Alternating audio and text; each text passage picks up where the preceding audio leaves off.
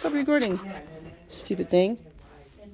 I hit the button. So this is like a ticket. This is Rolling Stones. I can't believe you only paid $55 to see the Rolling Stones in 1994. Yeah, this was your mom and I went to this show at Mile High Stadium.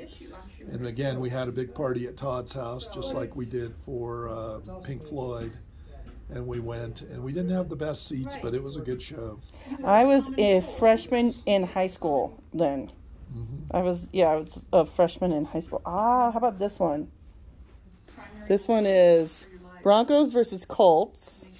Let's see here. It is from 2005.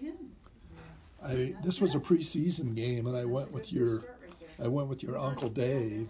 Because he loves the Colts. Loves the Colts. And we sat with some very strange people behind us, a woman and her two sons that were teenagers or late teens. And they blew up a giant balloon that looked like a penis and launched it. And why? Because they did it at every game, evidently. And they said that they had done that at a game years earlier. And they said they launched it out, and it didn't go very far. It just flew away at the game we were at. But they said at a game years ago, they had launched one out, and it made it all the way out on the field, and one of the other team's quarterback actually stepped on it. A giant penis balloon. And they're like, we have to come to every game because that's what we have to do this every time. Exactly. That's and the interesting. kid said at one point, Mom, I don't think you're a slut. Really, I don't think you're a slut. I think they were on meth, actually. That sounds about right. That sounds about right. This one's really old. It's a oldie but a goodie. Let's hear. Oh, come on. Come on. There we go. AC/DC in Arizona in 1982. So, AC/DC, it was a rainy night. And they, again, what I was telling you about the warm-up bands before getting thrown off the stage, a band called Crocus warmed up for them, and somebody threw a whiskey bottle and hit the lead singer in the head. Oh, my God. And so they came out and said AC/DC wasn't going to come play. And then they finally came out, but it was a rainy night, and AC/DC was doing everything they could to get the crowd going, but everybody was wet, and in a bad mood. I thought it was a good show, but they just couldn't get people revved up. Yeah. It's probably because it was like, if you're wet and cold. And yeah, that's the only time it sounded like they weren't the greatest place to go to watch a concert or like sing. Arizona at the time. Ooh, this is a good band. Earth, Wind, and Fire. This was a show that your mom went to herself. Really? And Chicago was there too. Chicago and Earth, Wind, and Fire. Wow, that sounds cool. Ooh, here's a good one.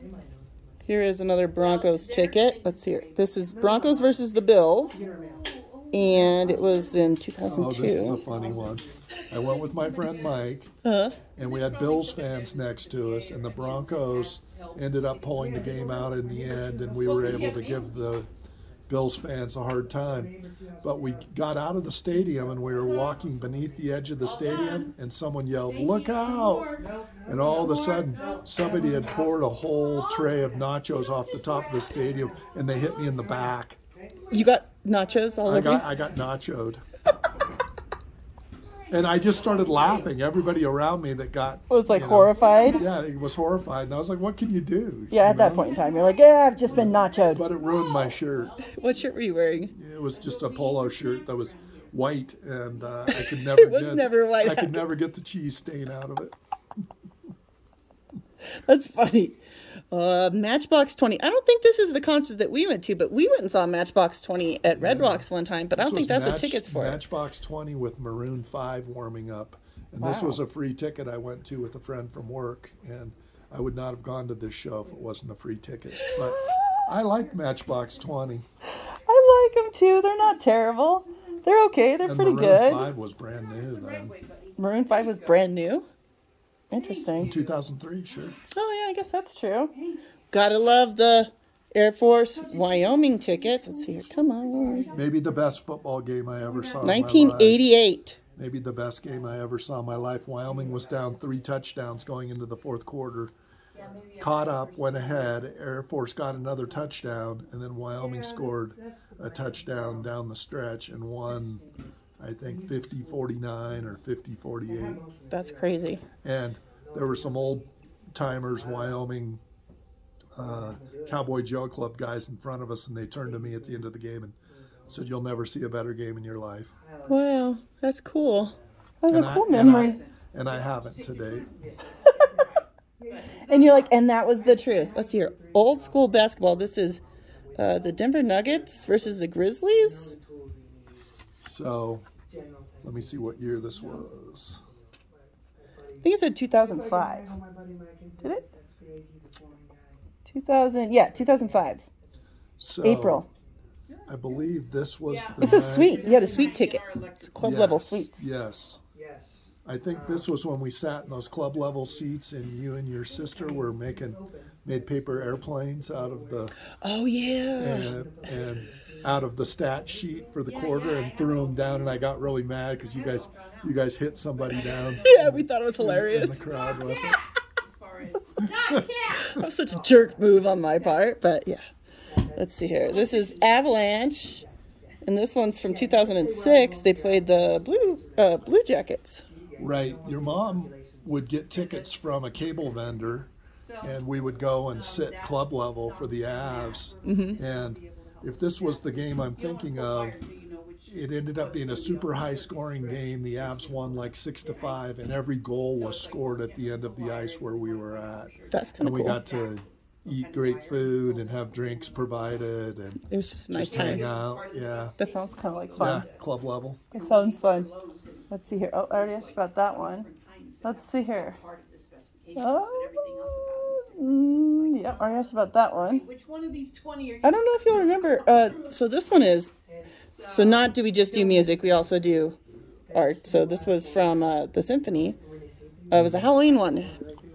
Right. Oh, well, number 1 or number 2 or number. This one was they did. Well, and they charge you buy it off the roll. It's like a Halloween one. Did they do? They did a simulcast with the movie Psycho. Psycho with the symphony, so the symphony played the music for the Psycho. Music for Psycho, and they showed it on a big screen. That's really cool, actually. It was really cool. I don't know if I've ever. This says it's from the Jazz. Let me see here if I can get to Jazz, like Snowmass Festival. Yeah, let me tell you about 2001. Yes, we went to that one. This was a free ticket again, and we went with Dave, your Uncle Dave, and your Aunt Kathy. Oh. Kathy worked for some people associated with the arena. So we got free tickets. We got to sit in the front row. We got to hobnob with a bunch of Aspen people. Weird. And Johnny Lang warmed up, and Suzanne Tedeschi.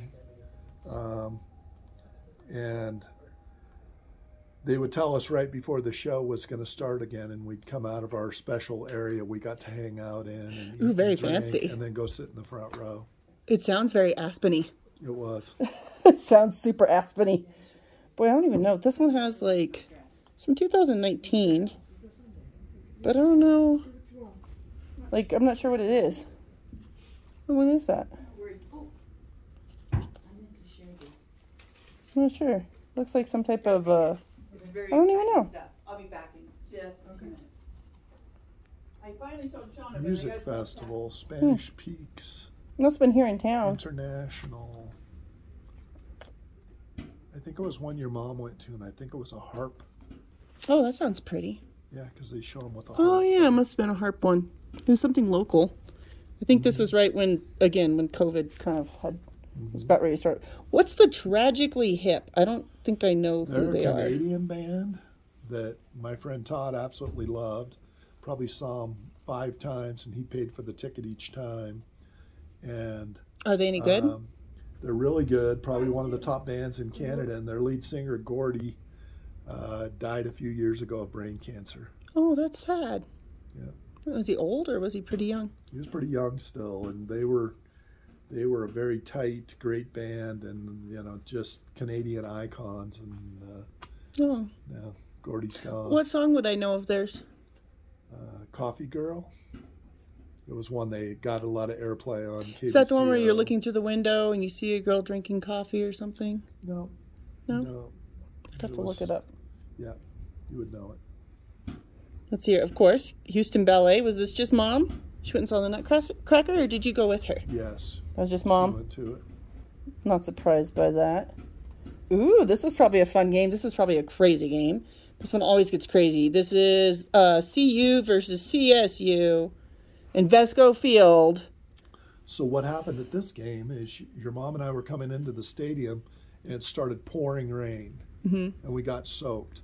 But we met my brother Ron and we had club level seating. And we were able to, it started raining and they stopped the game at one point for at least an hour. And we were able to go into a closed-in area, like the club level seating, and eat and drink and hang out. Oh, that's nice. Until it stopped raining, and then we were able to go back out. And I have no idea who won that game. When I worked at Mile High, those were the games that people hated working. Because people would get drunk and crazy and just totally out of control. And everybody would like pull straws to see like who would go to it, who would work it, because we hated it so much. War. I don't know War. War. It's one of your mom's very, very favorite bands. And we saw them down at Hudson Gardens in South Denver. And they do Lowrider. Oh, okay. I know who they are. There's another one that I'm like, I probably know who these are, but I really don't. Yes. Who's Yes? Yes was a late 60s band that all of the guys went to art school basically to be musicians, and they like Juilliard or something? Yeah, they play some very eclectic style music, and they're all just amazing musicians, and it was, yeah, they're incredible. What would be a song I might know?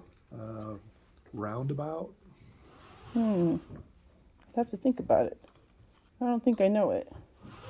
If you heard it, you'd know it. Let's see here.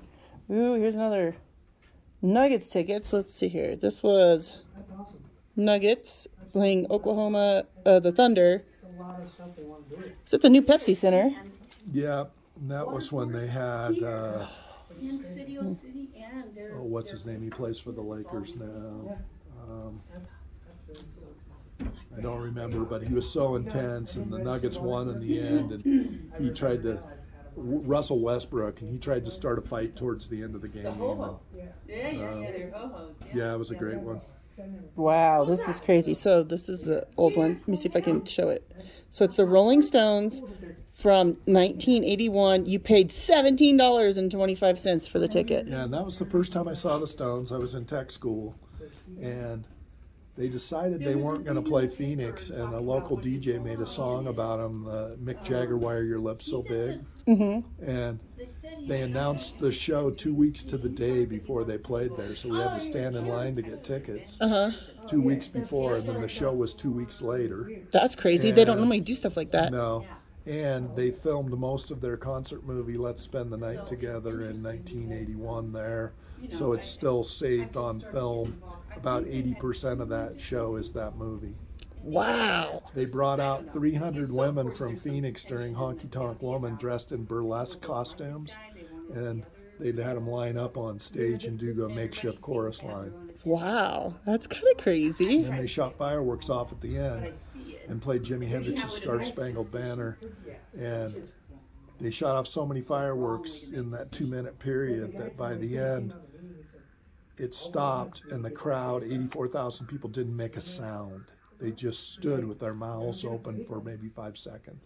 That's cool. Yeah. That's really weird. Did they record all of them, or did they specifically try and do that? Like that was why they had the show there. Really? And then I think the rest of it was in the Meadowlands in New Jersey, because it was some indoor stuff. But I've seen the concert movie a couple of times, because I wasn't very far from the stage. I was a head taller than a lot of people, standing general admission. And I always thought maybe I'd be able to see myself in the film. But I've watched it a few times on a good screen, and I still can't pick yourself out. Couldn't pick my big head out in the crowd. This is a good one. I wanted to go see this. I wish I could have gone. Hamilton. at the Temple Buell. Was that a good show? Oh, it was incredible. And your mom kind of lucked into getting tickets. She was working at the Performing Arts Complex, and her manager knew she wanted to see it, and said that Didn't she pay a lot for it? Yeah, but said that she knew there were 2 tickets still available if your mom went to the box office right away. And we ended up sitting almost in the last row, but it was still just totally worth it. Yeah. I can't. Let's see here. This was Wyoming Cowboys versus Utah. I don't know. Is that basketball or is that a football ticket? Yeah, this was a basketball game in 2000, and I don't remember it very well. I know I tried to go to a game around that time with Todd and my brother's friend Dave Dovey, and the car broke down on the way, and we were never able to go to the game. So it's possible that you didn't even go to that game? That's possible. That's funny. Let's see here. There's enough tickets there. Of course, it's possible I didn't go to every one. I don't remember if I asked you. Oh, this one I don't think I've asked you about. This one's REO Speedwagon and Styx.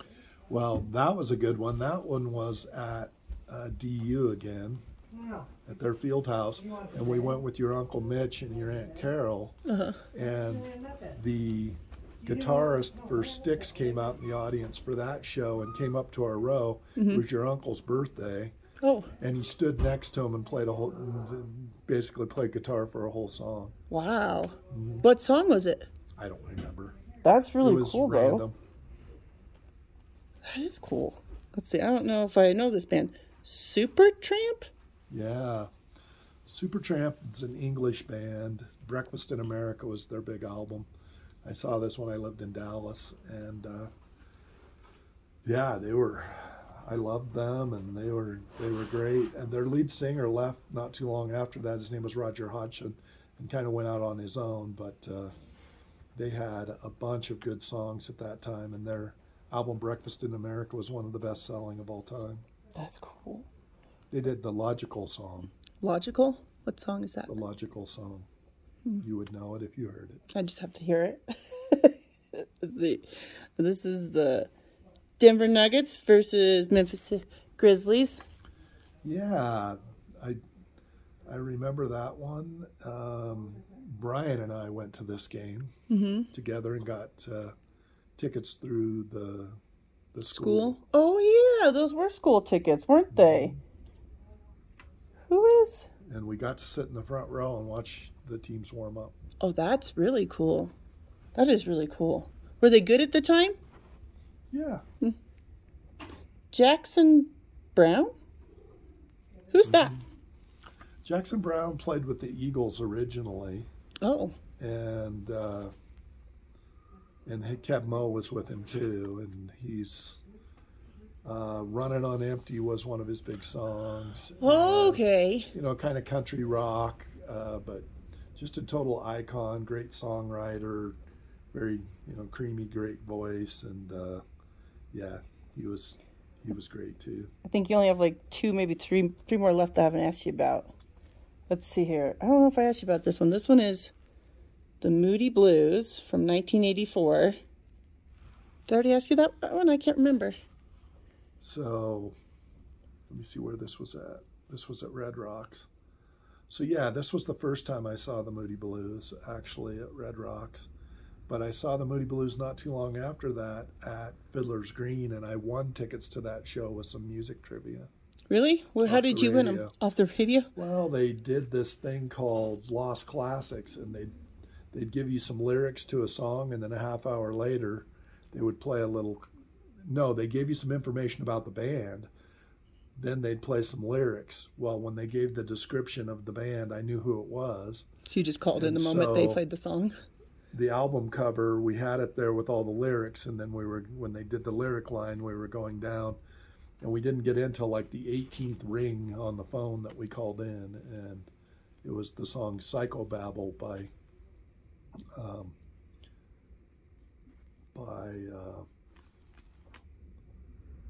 what's his name?